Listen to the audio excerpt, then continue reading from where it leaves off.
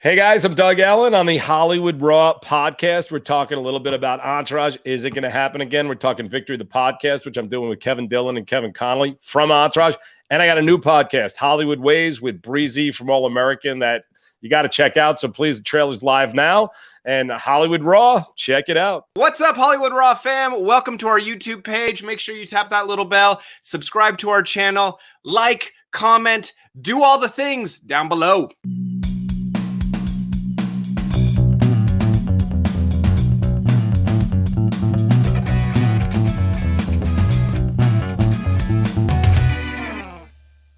What's up, buddy? What's up, dude? How are you? I'm good. I'm looking forward to today. Look, here's the thing. Entourage was such a freaking huge show. To have the creator stopping by our show is pretty unbelievable right now. Yeah, we got Doug Ellin, the creator of Entourage, on the show. He's got his own great podcast, Victory the Podcast. Two great podcasts. Two. And he's got Hollywood Ways that's coming out. Very excited for this. He's someone I wanted on the show for a long time because he did a show. You know, we say on this podcast, we humanize Hollywood. He did a TV show that humanized Hollywood, that showed how Hollywood really was, how LA was. It not only did it humanize, it kind of exposed the douchiness of Hollywood. It's definitely exposed, from the agency side to the PR side to the celebrity side to the news side. I mean, and it, from working and being in the entertainment industry, that's not bullshit. That's really how it is. Like, it is. People are that crazy. Hustle, it's a game. It's that wild. That's the wildest part about it. And then you have a show where, again, we all had this debate. Which character would you want to be? Do you want to be Vinny Chase? Do you want to be Turtle? Do you want to be Drama? Do you want to be E? Do you want to be Ari?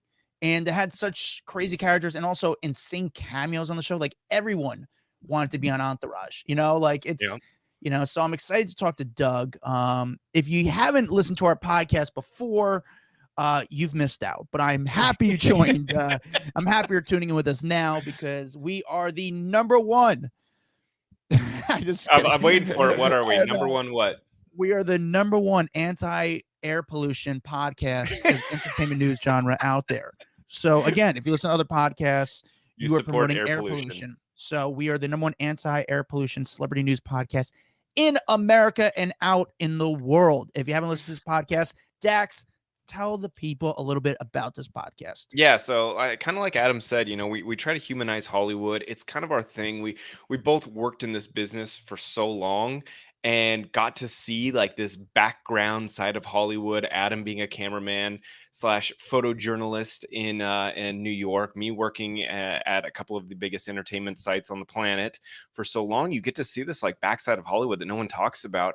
And I don't want to say we necessarily expose it. I think we just talk about it. We say like, this is what really happens here in LA and in New York and behind the scenes. And it's fascinating. Every time that like Adam is at a party or at dinner and he starts telling his stories, like the entire table's listening. And so it got to the point like, well, we need to do this on a podcast. And so not only do we talk about the other side of Hollywood, but we also invite people to come on, celebrities and paparazzi and media moguls and kind of anyone in the industry to just tell it how it really is and knock down that fourth wall. And we've had some really amazing guests on here, from social media stars like Bryce Hall. We've had Mark Cuban, who's a billionaire. We've had Tony Robbins, who's another billionaire. But we've even had like Fred Mahungawunga, who runs Media Takeout, and we've had people who own paparazzi agencies, and we've had paparazzis themselves. And so we just try to kind of go around the gambit of everyone, and we get some amazing stories on our podcast. That's what I can say about our podcast. Yeah, it's a really, really cool, fun listen. I make sure you guys tune back to our older episodes. It's so diverse, but you got to remember, if they're on the show, they're interesting. And that's why we have these people on this podcast. Before we get to Doug Ellin, the creator of Entourage, on this podcast, we do a thing where we read your reviews live on air. The best thing you do to support this podcast is leave a review, 5-star only, say a few kind words. It helps out with the algorithm. How? I don't know, but that's what they tell us. I don't know how the whole algorithm is such a bullshit word. No one knows what it is, but hey. But you know what? The reviews do help out a lot. They push us up the chart. People then have visibility of our podcast, which means more listeners to our podcast, which means it helps us in the long run. Yeah. So Dax, You have a review ready. Please read someone's kind words and 5-star review. This one is from Shesh of Fine. How do I say that? She's so fine. She's so fine. Oh, wow. she's so fine. That was She's good. so fine. She's Nice. so fine. It says, if you don't follow this podcast, you are truly missing out. I love this podcast, and I'm always excited to hear what they are bringing each day with 5 stars. Thank you. She's so fine. Appreciate that. Nice. I really appreciate it. Again, leave a review, 5-star only. If you do that, we'll read your review live on air. We also do this thing, which we're going to get to, where actually, it's fan question roulette. Now, you don't know the people we have coming on this podcast, but if you DM us, send us your videos of you kind of doing a selfie video of asking a question to a celebrity. They could be ridiculous, they could be fun, they could be itching, they could be curious. We will actually ask those questions, play those videos for the celebrity, and it's pretty cool. It's a fun little part of this show, fun because we don't know what's coming up. Our producer Pat throws them in for us and just plays them on air, and so we're hearing it for the first time live with the guest. Yes, very exciting. With that said, Dax, tell us about our guest today. All right, our guest today is the creator of one of the biggest shows in HBO history called Entourage. He's a host of the Victory podcast and also a new one called Hollywood Ways. Doug Ellin, welcome, buddy. Doug, thank you for doing this. This is obviously an interview I've been wanting to do for a long time. Obviously, your background, your history. On this podcast, we've had the celebrities, we've had the publicists, we've had the managers, the bodyguards. We've had all different dynamics because we always say we humanize Hollywood. So for you, who's someone who did a show that kind of did that as well, it's good to talk to you. I want to start with the most recent news. Obviously, we saw the video recently, so we're going to start a little backwards. I saw the report that the whole Entourage cast is ready for a reboot. Where does that stand as of now? Nowhere. I haven't heard from HBO. So until, that's really like, if HBO wants to do it, I think now everybody's in. I think I was the last one who was like, I don't really want to do it. But since we've been doing this Victory, the podcast I've been doing with Kevin Connolly and Kevin Dillon, and we've pretty much brought everybody back on. It's been great. So, but it's an HBO thing, Would it have to be? I'm just out of my own curiosity. Does it have to be HBO, or like could Netflix at this point come in and say, "Hey, we want to do it. We know how successful it is. We'd like to get everyone together." If HBO isn't going to step up. I mean, it's hard for me to say how HBO is anymore. They used to be really protective of their brand. Now HBO Max is kind of a free for all a little bit, So I couldn't tell you, but at this point, I haven't heard from anybody who's jumping in and putting up the money. But I feel the tide has turned. It's been pretty wild since we started this podcast. I've seen the younger generation really find both the show and the podcast, and I think there'll be a time that they want to do it, and if they do, great. If not, it won't happen. So obviously Mark Wahlberg had a lot to do with this show. Have you, the last thing I think you said was, we're waiting on Mark Wahlberg, and obviously if Mark Wahlberg possibly greenlights this and says, I want to move forward with this, do you feel like if Mark Wahlberg agrees to this and says, yeah, let's fucking go boys, like you're going to have a better chance of getting the show on air again? I mean, to be honest with you, I was half joking when I told TMZ. I mean, if Mark wants to, if Mark really wants to call HBO and go, it's not about him greenlighting it. Again, he's not going to write the check. But if Mark wants to call HBO and really push it, it would obviously have a lot bigger effect than me doing that. But, I haven't even spoken to Mark about it and have no idea. Again, I've been focused on the podcast and other things I'm doing, but kind of the swell of interest got me thinking, and it's kind of the challenge too of all these people going, oh, how are you gonna do that show now? It's so PC, it's so this, it's so that. So that challenge kind of interests me more than anything else. So yeah, do you feel like you guys could get away with as much now? I mean, we live. I don't look at things like that. We were talking about it on the podcast yesterday. I watched Superbad and Step Brothers this weekend. I mean, which are both movies that I love, but Entourage is tame next to the stuff that's being said in those shows. Sure. I find it actually, it's kind of a weird thing the way Entourage was a really critically acclaimed show. It wasn't, this TNA show that people now like to present it at.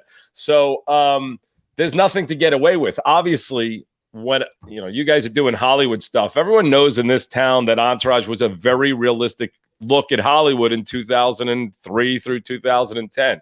And if I was ever going to write anything, because that's how I write, I would do it as realistic as possible. So obviously, a guy like Ari Gold is not walking into his office and insulting people with homophobic comments and potentially racist comments. But that was real, and that was how it was. And I think most people who watch it, who aren't overly sensitive people, know this was a good guy with a big mouth who was trying to almost be an entertainer while really looking out for everybody. And again, that doesn't, number one, it doesn't excuse, nobody should speak like that. But number two, I don't have to answer for that. I wrote characters. I didn't speak for myself, and I don't speak like that to people and never have. So, and as I always like to tell people, as I said to TMZ the other day, it was President Obama's favorite show. Like, I mean, we were supposed to go to the White House and watch it with him. Now, he probably wouldn't say that in 2021, but maybe he will again in 2023, because I think, what always happens when there's kind of progressive movements, which are good, it's important that we all become more inclusive, we all become nicer, and we all evolve.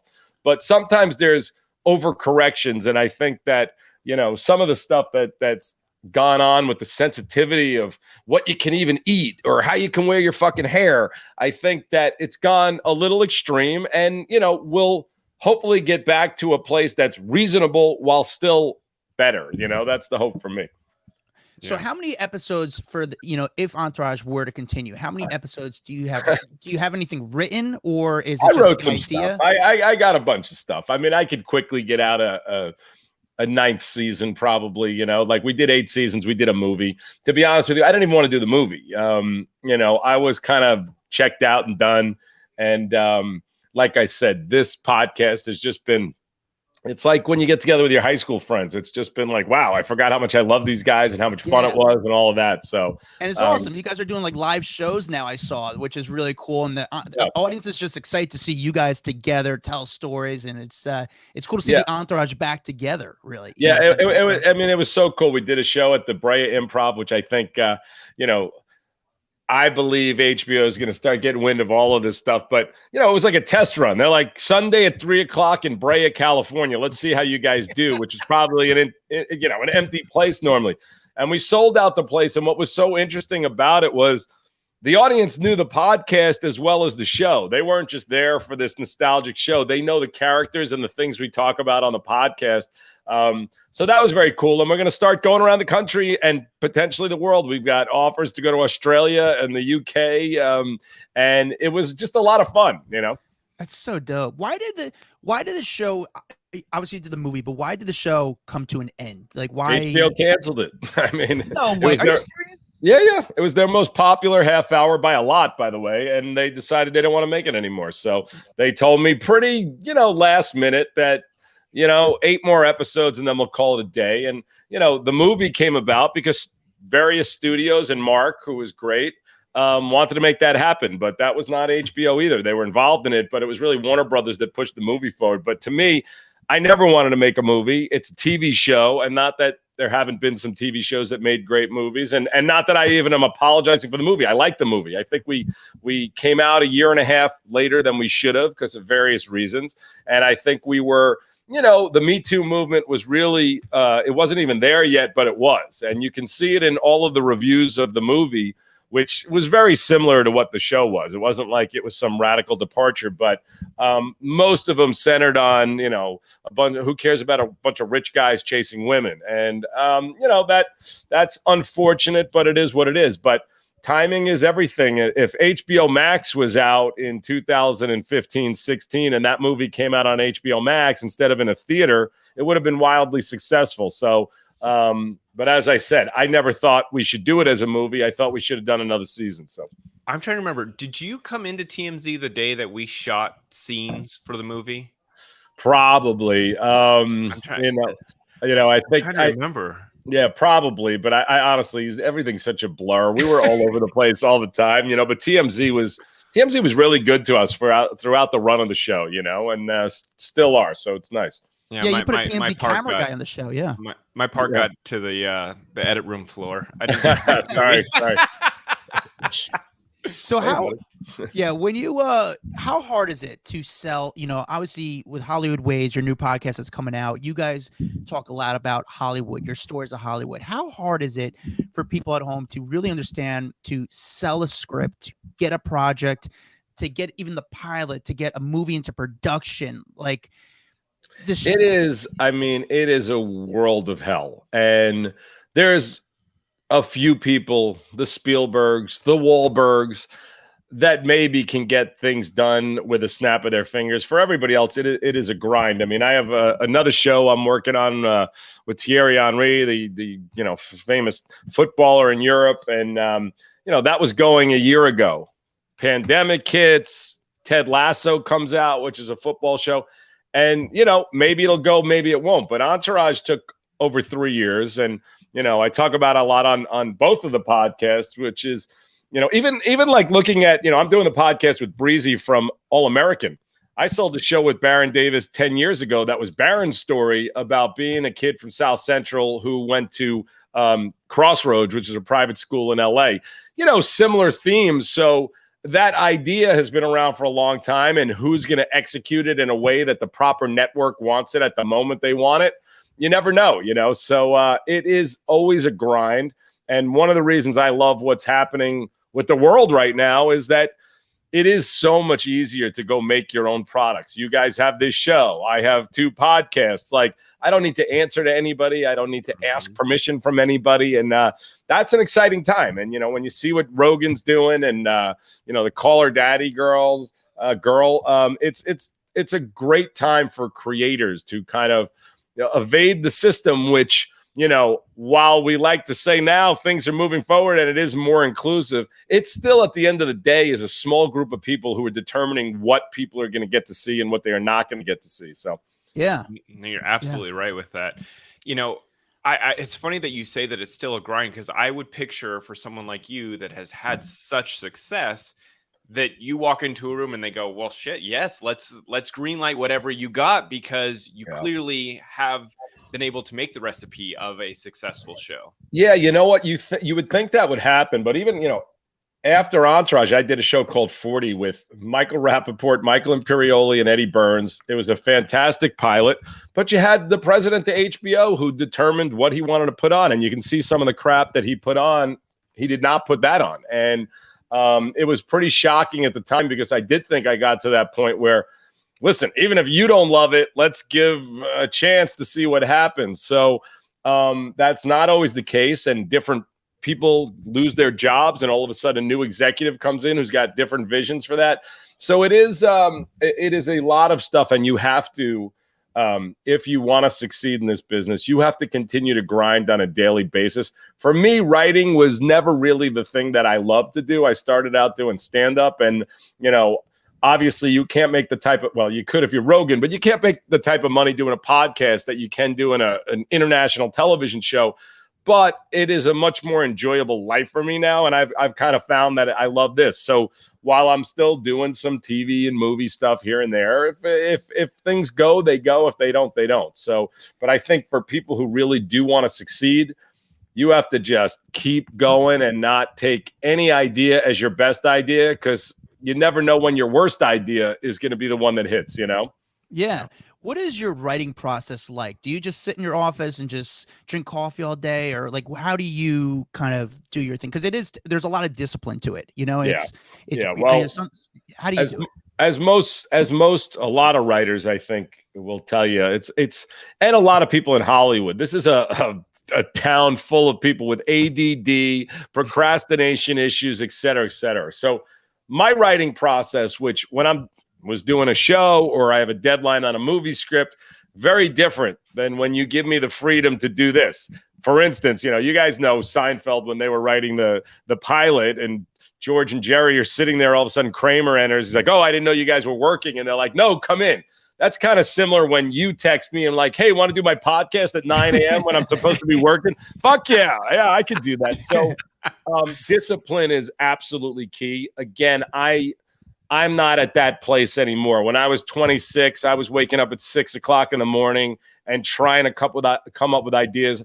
I don't do that anymore. I should, by the way. It's not But if you really want to be a writer, that is the thing that you have to take it like it's a job. Even if you're working at a restaurant at night, you have to wake up in the morning like you're going to work and really put in the time and the effort. It just does, it does not come easily for almost anyone I know. So on your podcast, you guys did this. The Entourage was for 8 seasons. Have you guys talked about on the podcast which one was like maybe your favorite episode to film or to rewatch or any of that? Because I'm always curious when people look back at their body of work if there's a certain episode that you're really proud of. It's weird looking back now at the show, which is very cool to do because I didn't watch it after it would be done. I spent so much time on it then. So now with this Victory the podcast, we're watching them over and we sit down, me, Dylan, and Connolly, and we watch them. And now I can watch it like I'm not involved, which is pretty wild. But when I look back at things, I look more at the accomplishments of what we pulled off rather than, oh, wow, I wrote something good or I didn't. I shot at Yankee Stadium. I had my children, my high school best friends and their children, and I owned Yankee Stadium for several hours. That's pretty special. And the U2 concert on my birthday, Bono saying happy birthday to a character that I created was just, those are the special moments. Having James Cameron and Martin Scorsese and Tom Brady and Matt Damon on sets. Those are the things that I look back at. I don't really look back at the writing too much, Yeah. And speaking of you just named some huge people that did appearances. Who was probably like the hardest celeb for you guys to land on that show? Well, it was the first one was Wahlberg. We didn't know if he was going to show up. First season it was really hard to get people, and Mark, I wrote him in early, and he showed up obviously, and Mark delivered for Mark was just such a great producer and really enabled us to get so much stuff from Tom Brady to Martin Scorsese, etc. But I don't think anyone was that hard to land. There were just people, you guys were talking earlier about Michael Jordan. There were just people that just didn't respond to us. I wanted Michael Jordan. I wanted Tiger Woods. I wanted Jimmy Page. We just couldn't get him. Russell Crowe. But usually the people we got were excited to be there. Tom Brady and LeBron James, they were psyched to be there, Who was the one celebrity that you were so close to landing, but it didn't come through? Like it was like, it's about to happen just schedule wise. Like they were supposed to be on the show or you were very close to getting them on. I don't know that anyone was that close that didn't show up, but we thought we were going to the White House to watch the show with Obama. Ari Emanuel, who's Ari Gold, Jeremy Piven is based on, his brother was chief of staff, and Obama loved the show. And we were supposed to go to the White House and watch it with Obama, which was going to be the coolest thing of all time, obviously. And then, something more important happened, God knows what, I don't remember, but that didn't happen. So that was one of the biggest moments of something that I thought was going to be really special that didn't end up happening. So. And with Ari Gold, there's always been rumors about some kind of spinoff with him. Was that ever close to actually happening? Or? No. Not with me writing it. No. Jeremy, who I begged to do the show and was the best person on the planet Earth for that character. And the show was about friendship to me. Like when I was first brought it by Mark, I was like, I don't want to do a show about Hollywood. Who's going to want to watch that? And obviously Hollywood was very prevalent in the show.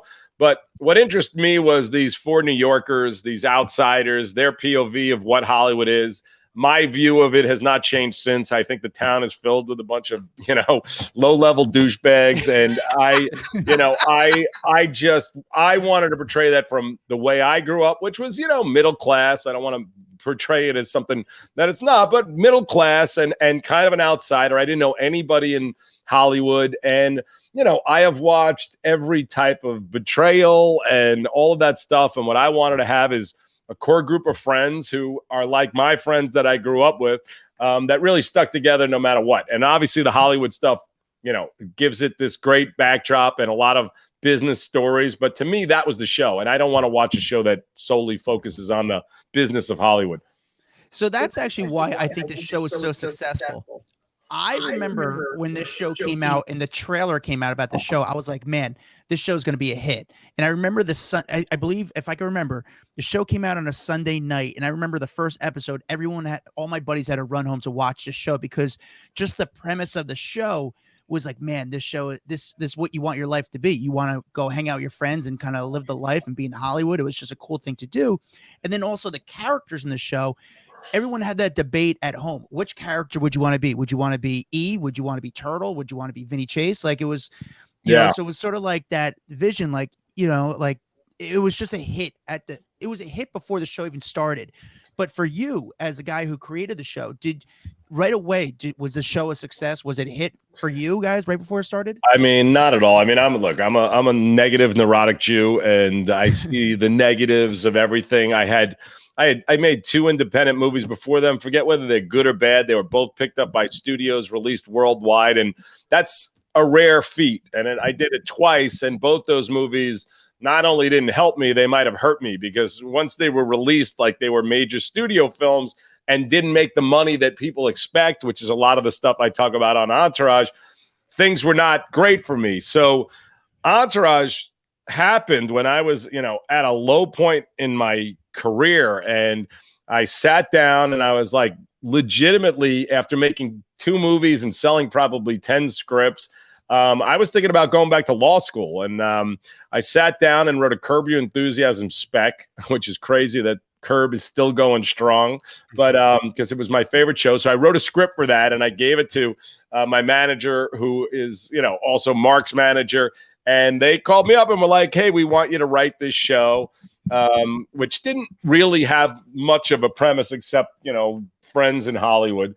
But once we came out, I was waiting for stuff to fall. How's it going to go bad? Not the president, but the woman I was dealing with at HBO called me up the night before and was like, just so you know, we do very, you know, HBO was a different place. It was like, you know, the Emmy Central, you know, and she said, just so you know, we usually do really smart things tomorrow. I don't want you to take reviews personally tomorrow. And that's how I went to sleep the night before we aired.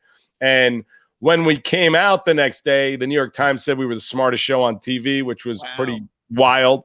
And the reviews were pretty unanimously great.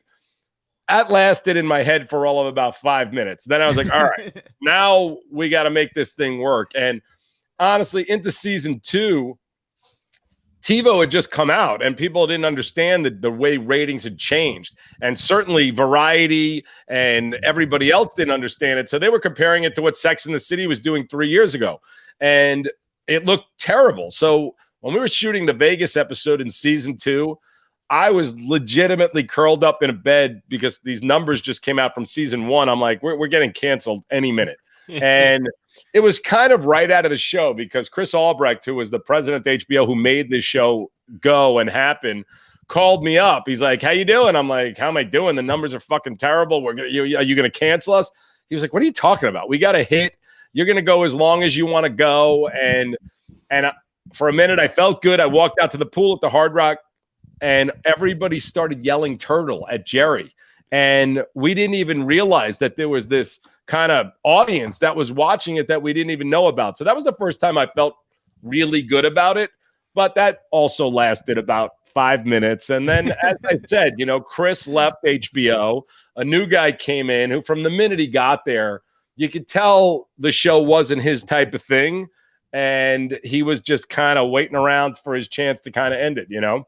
I think my favorite part is these characters on the show and how true to life they really are. For people that aren't in Hollywood, like you said before, there's a lot of like douchebags running around Hollywood, kind of controlling the narrative and all of that kind of stuff.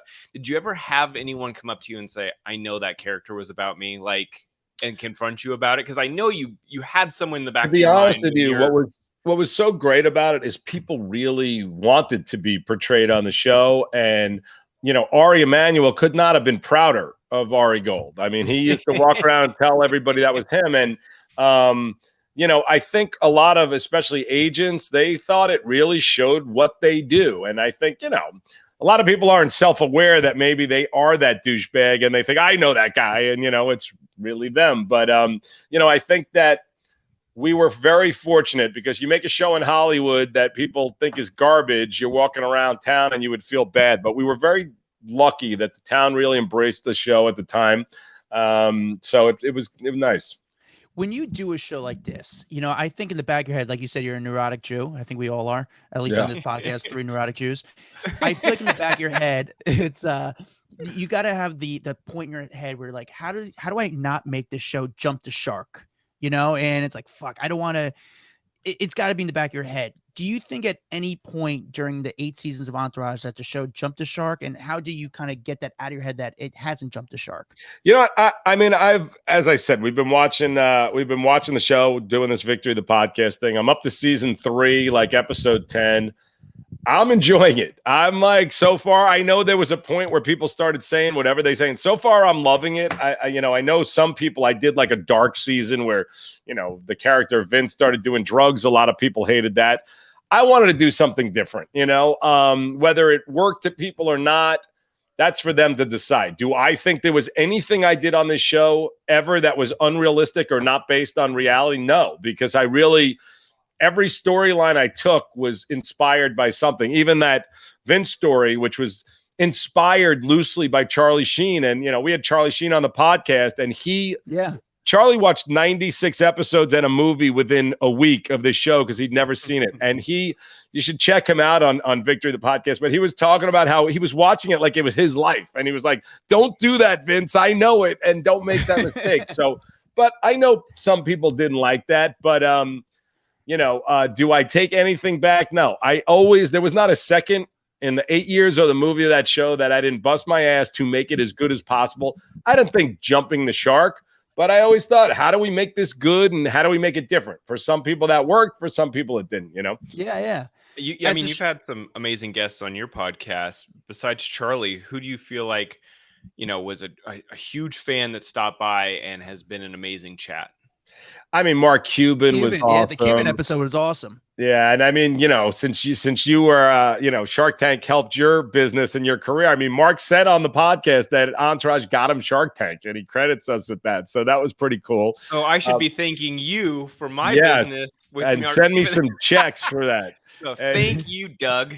Yeah, but we've had some cool people. Obviously, we've had all the Entourage people. But aside from that, we had Julius Randle from the Knicks, who was, top 5 MVP candidates, and DK Metcalf from the Seahawks, and Andrew Whitworth from the Rams, and Jordan Belfort, who I grew up with, the Wolf of Wall Street, which there were a lot of elements of Entourage and Wolf that kind of crossed over. We had a good discussion about that. And, I saw Wolf of Wall Street with Jordan before it came out and before Entourage came out. And I was a little worried.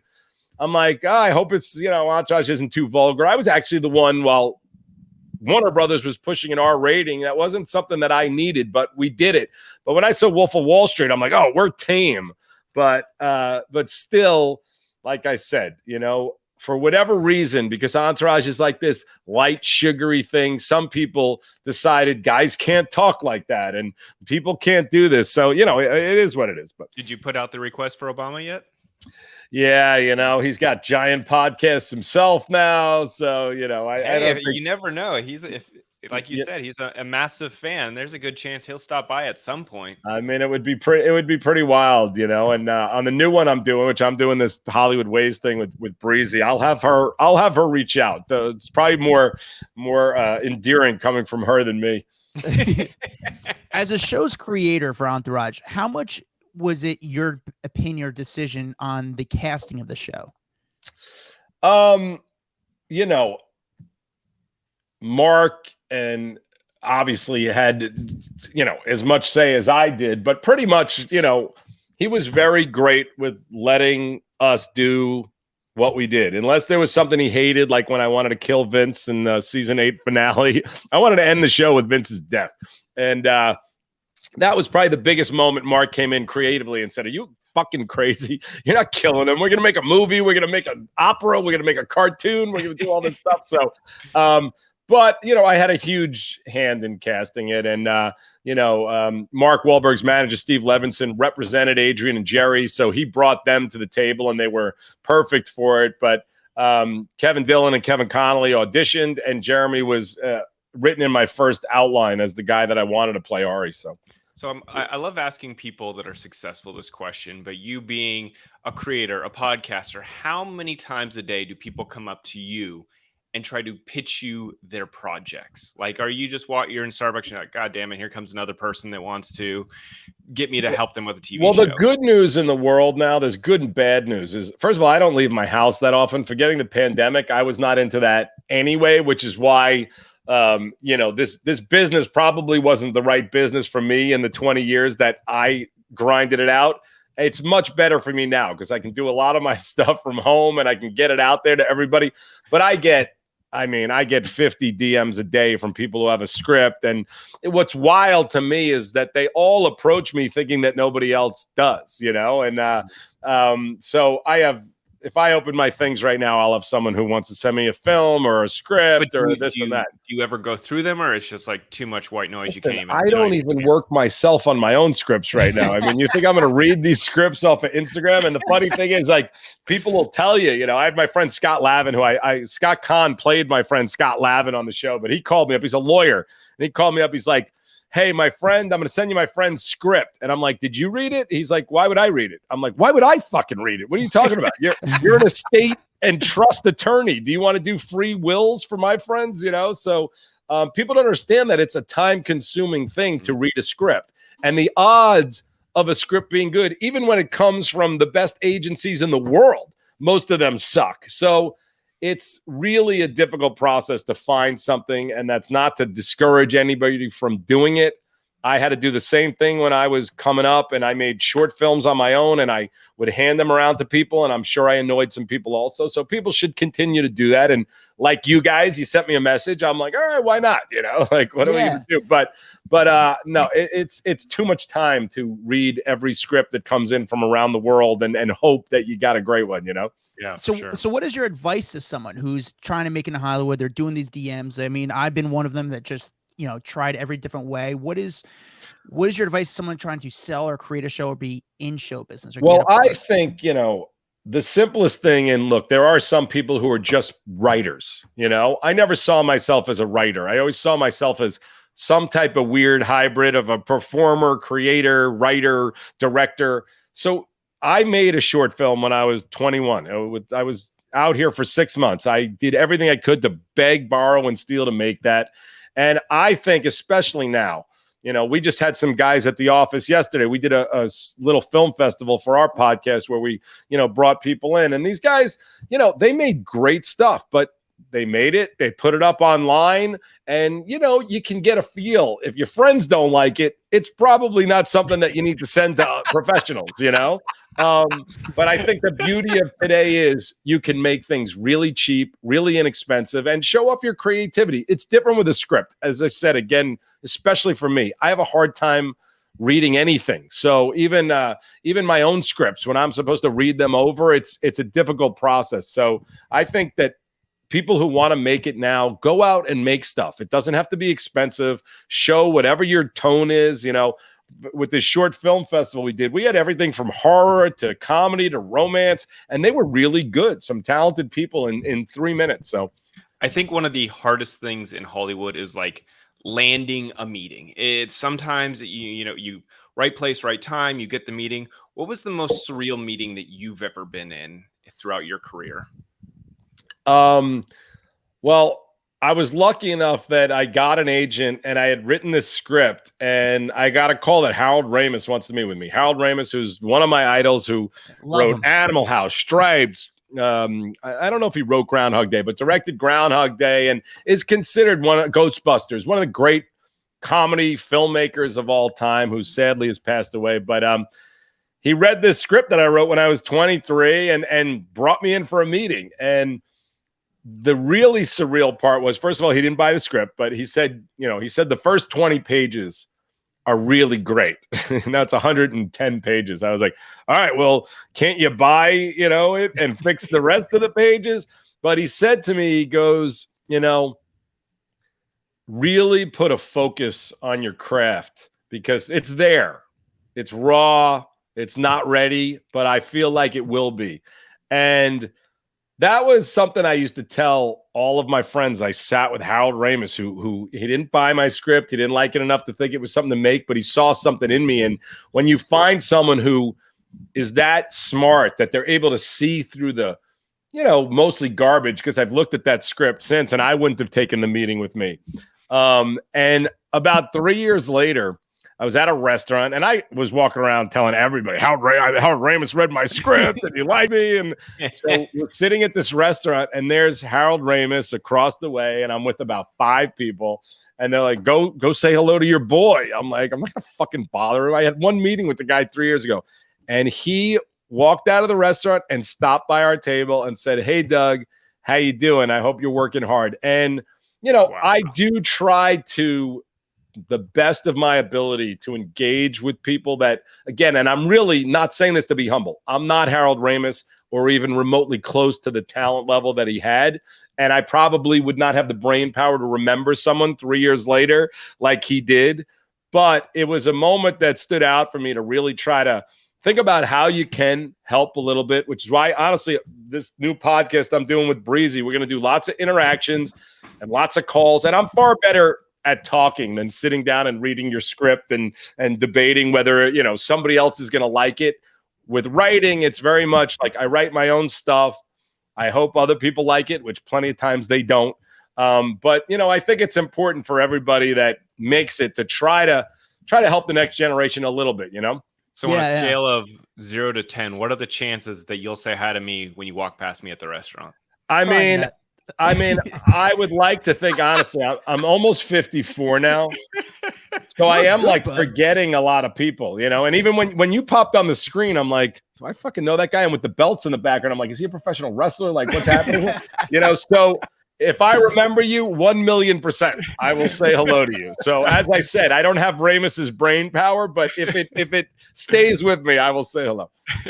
When you sell a script in Hollywood, average, maybe there's not even an average, but how much does a script just sell for? Even if it doesn't get made into a movie, there's no number. I mean, there's scripts that have sold for several $1 million that have never gotten made. I think there's minimums for people in the WGA and stuff, but I've sold 30 scripts, 23 of them are never, like, they're sitting in a shelf somewhere, so that's the job though. And that's why for a writer, a lot of writers come out, they write one thing and they feel like that's it. You got to just keep going, and you got to not take that idea and hold on to it. And if it goes, it goes. I mean, Entourage took 2.5 years. I mean, and if you want to know what I was paid there, what HBO graciously gave me, they gave me $50,000 to write that pilot.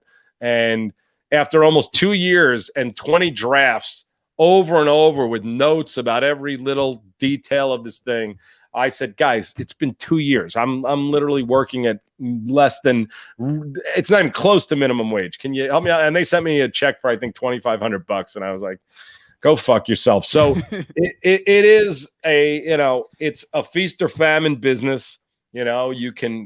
People can make a ton of money, and there's a lot of time where you're making no money. So that's why it's another thing for people who are thinking about getting into this business. You should not be getting into this business thinking about money. It is just not the right way to go about it. And it most likely is not going to enrich you, but absolutely. Yeah. So Doug, we play a game on here called Fan Question Roulette. All right. We've got our fans submit questions for celebs, not knowing who's going to be on our show. They just have to send us a video. We haven't even seen not knowing that you don't have a celeb on the show, by the way. Yeah. So what we do is we have our producer right now who is behind the scenes play the video for all of us, and you answer the question. Are you down to play with us? Sure. All right, Pat. Give us our first Hi, I'm Danielle. I'm from Florida, and if you could have any other career in the world, what would it be? I mean, that's easy. I'd be in a band. I'd be the lead singer in a band, guitar player, lead singer, After that, Knicks point guard. Now, neither of those I have no, I don't have any shot. I don't have any Jake Paul way of getting myself into those scenarios, but those would definitely be what I would be doing. But what kind of music now? I mean, I like rock, or even though piano, I could be I would be an Elton John guy. I'd be happy. I'd also be a Robert Plant guy and be happy. I have this weird fantasy of doing a duet with Taylor Swift one day. I know that's kind of fucking weird, but I am a terrible singer, by the way, but I love singing. My girlfriend, I drive her fucking nuts in the car, but I like it. All right, we got one more. Thanks, Danielle. Let's go for the next one, Pat. My name is Beth Lucas. I'm from Omaha, Nebraska, and I want to know what your favorite kind of pizza topping is. I eat a lot of pizza. I'm like depressed every day that Portnoy took what I should have been doing with my life. That would be my third choice for career, is reviewing pizza. That being said, and I've eaten anything, I'm not shy to eat things. I like traditional pizza. I don't like to add a ton of stuff on top of it. And you got me thinking about pizza now, which I've gone 20 days without pizza, and it's not easy for me. So, all right, the age-old question. Pineapple on top, yes or no? I mean, definitely not. I'm not saying I haven't eaten it, and I'm not saying I won't ingest it, but no, it's ridiculous. I agree. Last time we do a speed round on this podcast, so it's just quick answers, whatever comes to your mind. So let's get to it. Which Entourage cast member was always late to set? I don't think we had a lot of late guys, to be honest with you. No one stands out to me. What about which one knew their lines the best? We had some good guys, but Connolly, Dylan. Jeremy talks about it, because I would give Jeremy 2-page speeches, and Jeremy has talked about on our podcast that, he doesn't have the best memory, so it was real work for him. And there's not a lot of TV shows where people would have 2-page scripts, 2-page monologues. But Connolly, Dylan, and Jerry, definitely, I can't remember them ever not knowing every line.